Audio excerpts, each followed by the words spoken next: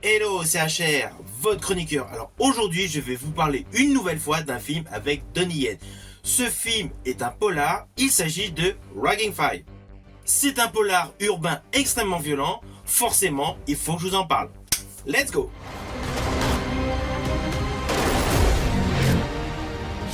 Non!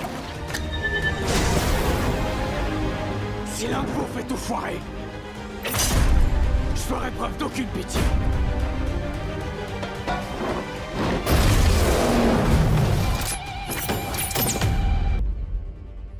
Alors la scène d'ouverture de ce film est assez particulière. Nous avons donc une nuit oragée avec des teintes légèrement sépia et nous découvrons donc un groupe d'hommes et l'acteur Donnie Yen qui marche, mais on retourne en arrière. Donc c'est pas son retourne en arrière comme si on allait remonter dans le temps. Et c'est ainsi que débute le film. Si l'un de vous fait tout foirer. Assez rapidement, nous retrouvons le personnage Chong Seung-bang interprété par Donnie Yen, donc un policier donc exemplaire, un policier intègre, donc qui effectue son travail. Je vous le fais de manière assez simple. Il fait des arrestations avec son équipe et là un groupe d'hommes masqués donc interviennent et font des crimes. Très rapidement, on comprend qu'il s'agit d'anciens coéquipiers du personnage interprété par Donnie Yen. Alors, ne vous inquiétez pas, vous me connaissez, comme d'habitude, je n'irai pas plus loin sur les lignes scénaristiques de ce film.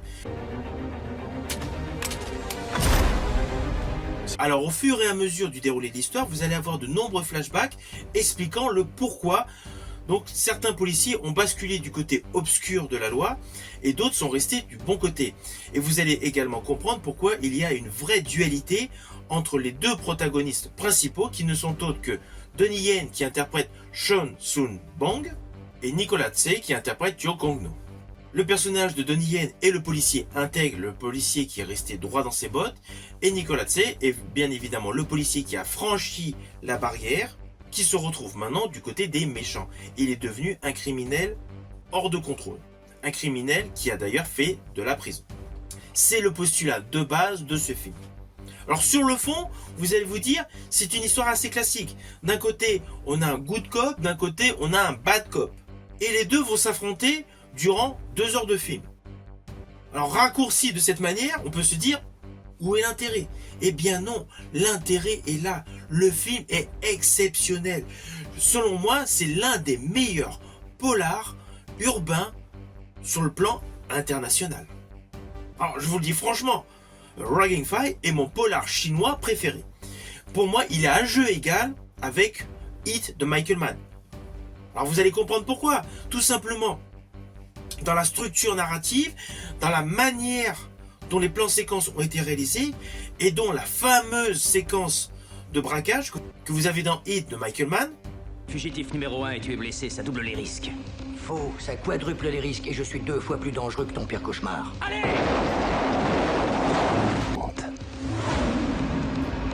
On la retrouve avec un côté beaucoup plus punchy, un côté beaucoup plus nerveux, un côté beaucoup plus dynamique dans Dragon Fire.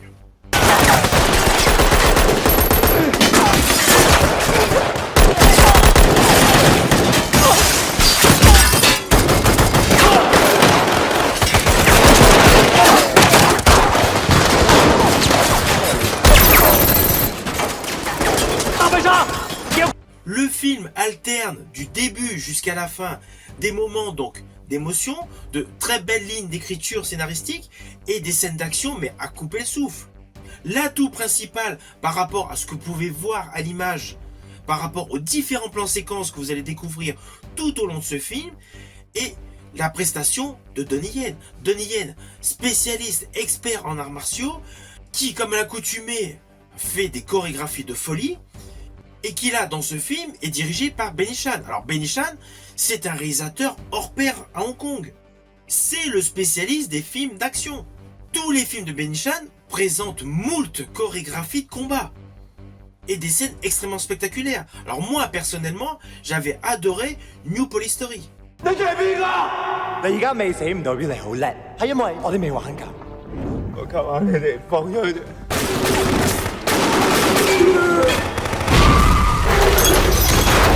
D'ailleurs, Benny Chan avait regroupé dans ce film, donc New Police Story, Jackie Chan et Nicolas Tse. Nicolas Tse et Jackie Chan qui se retrouveront encore sous la direction de Benny Chan en 2011 pour Shaolin.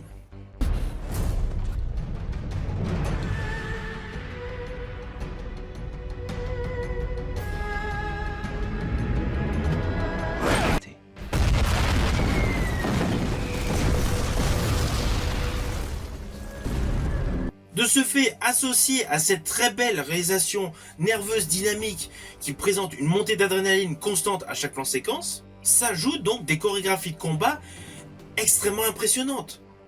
Je pense notamment à une scène dans le film où Donnie Yen, le personnage donc interprété par Donnie Yen, est obligé de se couvrir le bras droit pour faire face à de nombreux assaillants. Toute la scène après se déroule donc dans une pièce où les assaillants rentrent de toutes parts et lui se protège. Mais la nervosité, la vitalité de Donnie Yen dans ce plan séquence est stupéfiante. Cette scène est survitaminée. Alors, toujours côté action, il y a un plan séquence qui présente donc une longue cascade donc d'une poursuite mettant en scène donc Donnie Yen et Nicolas Tse. Donnie Yen est en voiture et Nicolas Tse est en moto. Là, il y a une course-poursuite impressionnante, tonitruante. On a l'impression que la voiture et la moto sont bougées par un magicien. C'est extrêmement survitaminé, c'est extrêmement rapide. Et le final de cette course-poursuite, avec l'expulsion de Donnie Yen d'une voiture pour attraper un bébé, mais c'est grandiose. Il fallait penser à faire une scène de la sorte. Ah oui, vous allez me dire que certaines choses paraissent invraisemblables. Mais pris dans le feu de l'action, pris dans la globalité de l'histoire, ça colle. On n'est pas du tout choqué. Toutes les scènes de combat, même s'il y a eu par moments des supports de câbles pour projeter les personnes ou les expulser, cela ne gâche en rien le plaisir que vous allez obtenir en découvrant ces scènes. Le film, en termes de séquence d'action, il est extrêmement spectaculaire. Et alors la scène qui fait référence donc à Hit de Michael Mann, mais elle est stupéfiante. On a vraiment le ressenti que les balles fusent autour de nous. Ce plan séquence dépasse moult films américains. J'estime que sur les 20 dernières années, le cinéma hongkongais a énormément évolué.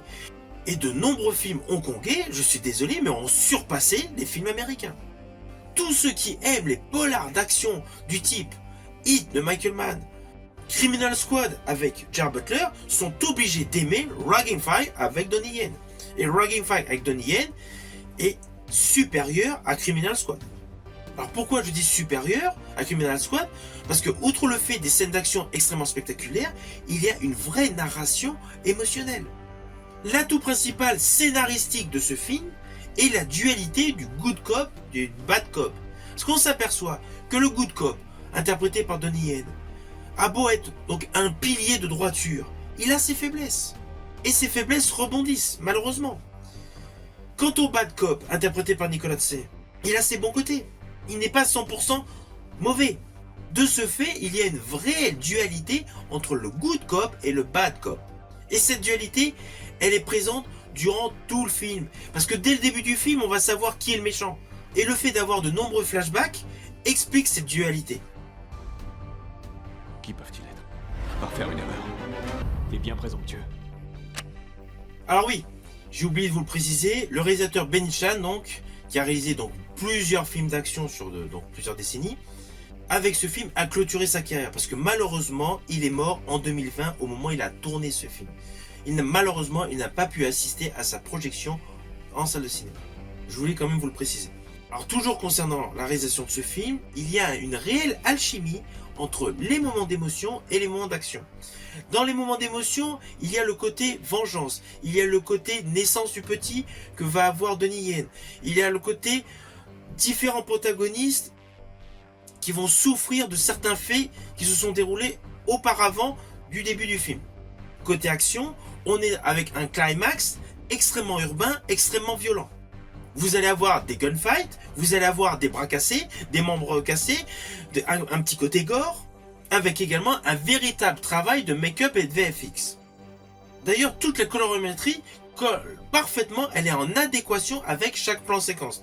D'ailleurs, je vous invite à découvrir le making-of qui vous permettra d'apprécier au mieux les scènes d'action que vous avez pu voir. Ah oui, le making-of est selon moi toujours à voir après une première vision du film. Alors dans ce making-of, vous allez pouvoir découvrir qu'il y a eu de nombreux décors donc reconstitués intégralement. Ah oui, bien évidemment, à notre époque, on utilise essentiellement donc un appui informatique. C'est inconcevable de pouvoir faire un film de cette qualité sans apport informatique. Vous pourrez ainsi découvrir donc toute la logistique pour assurer des plans séquences visuels de toute beauté et des cascades époustouflantes. Évidemment, la scène la plus impressionnante du film en termes de logistique et en termes de figurants reste l'impressionnante fusillade faisant référence au très beau film Hit de Michael Mann. Alors l'autre atout de ce making-of, c'est qu'il vous présente des effets numériques de très bonne qualité qui sont rajoutés en fonction de chaque prise de vue. Alors concernant les deux protagonistes principaux de ce film, nous avons bien évidemment en figure de proue Donnie Yen. Alors Donnie Yen est connu de manière internationale grâce à la saga des Ip Man.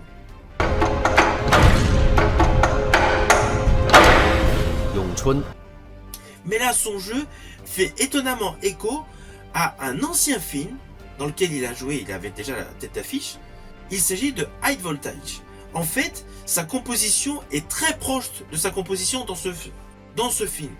Il alterne vraiment les gunfights avec les scènes d'action chorégraphiées de combat. Parce que dans ce film Raging Fire, il y a davantage de gunfights que de scènes purement explosives de combat en corps à corps.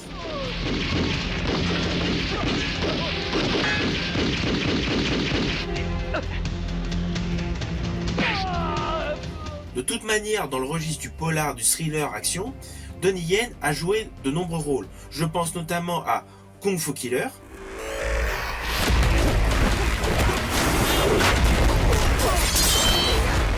à Flashpoint, Pas ta vie à courir après des moins que rien.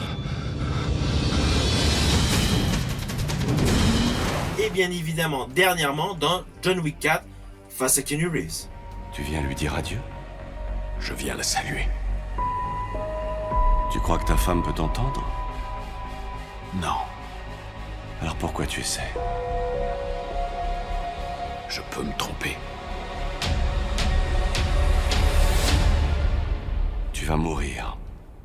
Face à lui, on retrouve Nicolas Tsé. Nicolas Tsé qui a déjà joué dans un très bon film d'action que j'avais particulièrement apprécié aux côtés de Jackie Chan, New Police Story. Et il avait déjà joué aux côtés de Donnie Yen, c'était en 2009 dans Bodyguard and Assassins. Alors pour la petite histoire, prochainement je ferai une chronique sur ce film. Alors attention à ce que je vais dire, cela s'apparente à un spoil. Mais comme d'habitude, ce n'est pas un gros spoil qui va vous révéler quelque chose de tonitruant par rapport au scénario. C'est plus par rapport à une séquence, à une manière dont une scène a été mise en exergue. Il y a un moment où Donnie Yen il est interrogé donc par la police des polices. Et en guise de soutien, donc, tous ses collaborateurs policiers donc rentrent dans le bureau où il est interrogé. Cette scène est assez courte. Elle doit durer moins d'une minute, c'est évident. Mais elle est essentiellement chargée en émotions. Elle met en avant des thèmes forts qui sont la loyauté, l'honneur. Et je rajouterais même la fratrie. Cette séquence est bluffante, cette séquence est extrêmement émouvante. C'était mon petit spoil. Vous voyez, c'était léger. Je ferai preuve d'aucune pitié.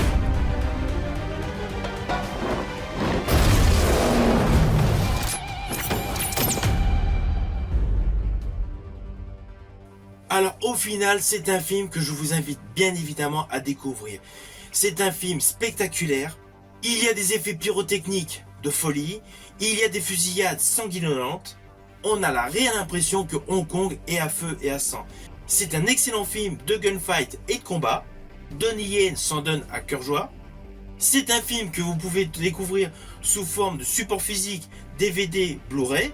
Mais vous pouvez également le trouver en streaming, via différentes plateformes ou en VOD. Si tu as aimé ma chronique, n'hésite pas à la liker, à la partager. Quant à moi, je te dis à bientôt pour une prochaine chronique.